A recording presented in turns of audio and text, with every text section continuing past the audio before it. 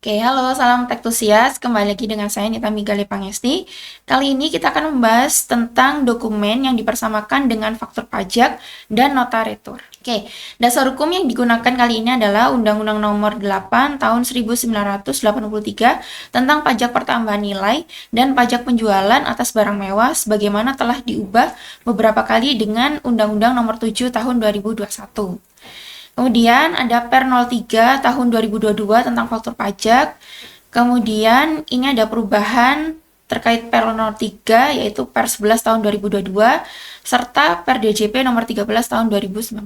Oke, berikut adalah dokumen yang dipersamakan dengan faktur pajak, yaitu yang pertama adalah Surat Perintah Penyerahan Barang atau SPPB yang dibuat atau dikeluarkan oleh Bulog atau Dolog dalam penyaluran tepung terigu.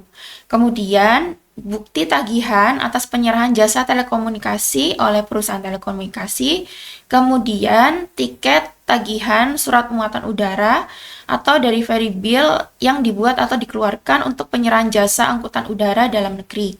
Kemudian, ada nota penjualan jasa yang dibuat atau dikeluarkan untuk penyerahan jasa ke pelabuhan. Kemudian ada bukti tagihan atas penyerahan listrik oleh perusahaan listrik.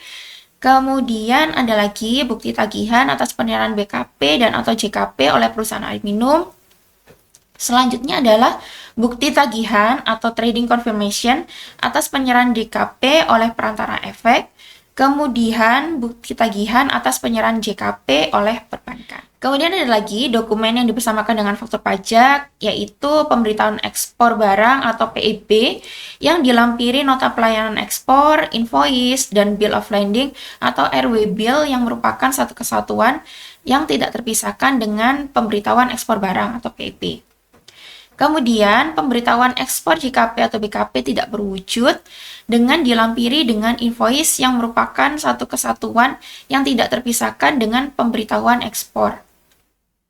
Kemudian, pemberitahuan impor barang atau PIB yang mencantumkan identitas pemilik barang berupa nama, alamat, dan nomor pokok wajib pajak atau NPWP yang dilampiri dengan SSP, surat setoran pabean, cukai dan pajak atau SPCP, dan atau bukti pungutan pajak oleh Direktorat Jenderal Bea Cukai yang mencantumkan identitas barang berupa nama, alamat, dan NPWP yang merupakan satu kesatuan yang tidak terpisahkan dari PIB tersebut. Selanjutnya adalah PIB yang mencantumkan identitas pemilik barang berupa nama, alamat, NPWP yang dilampiri dengan SSP, dan surat penetapan tarif dan atau nilai pabean.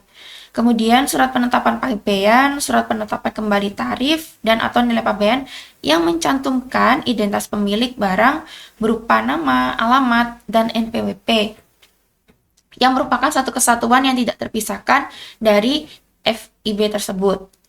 Untuk impor BKP dalam hal terdapat penetapan kekurangan nilai impor oleh Direktorat Jenderal Bea Cukai. Kemudian, SSP untuk pembayaran PPN atas pemanfaatan BKP tidak berwujud atau JKP dan dari luar daerah pabean di dalam daerah pabean dengan melampirkan tagihan dan rincian berupa jenis dan nilai BKP tidak berwujud atau JKP serta nama dan alamat penyedia BKP tidak berwujud atau JKP tersebut.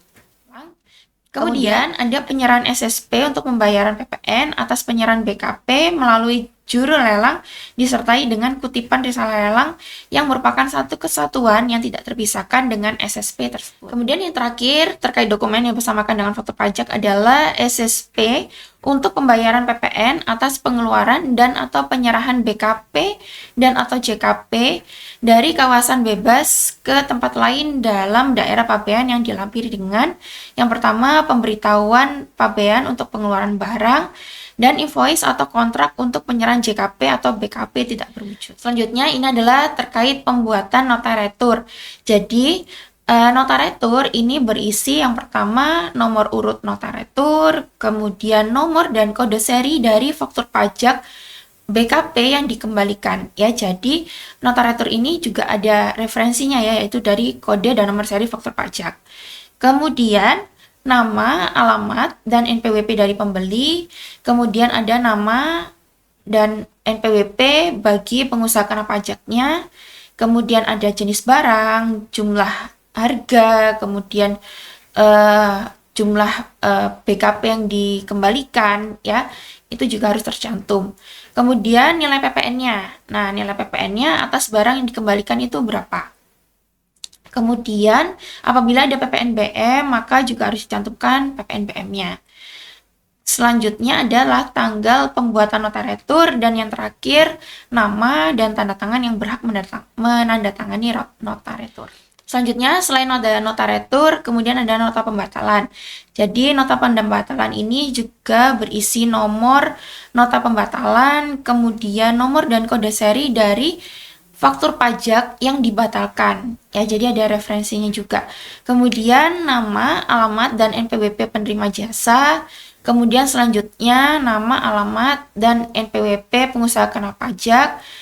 Kemudian ada jenis jasa, jumlah penggantian jasa kena pajak yang dibatalkan. Selanjutnya, apabila pajak pertambahan nilai dari jasa yang dibatalkan, itu juga dicantumkan. Kemudian ada tanggal pembuatan nota pembatalan, serta yang terakhir adalah nama dan tanda tangan yang berhak menandatangani nota pembatalan. Oke, sekian dari saya. Terima kasih. Salam Tektusias.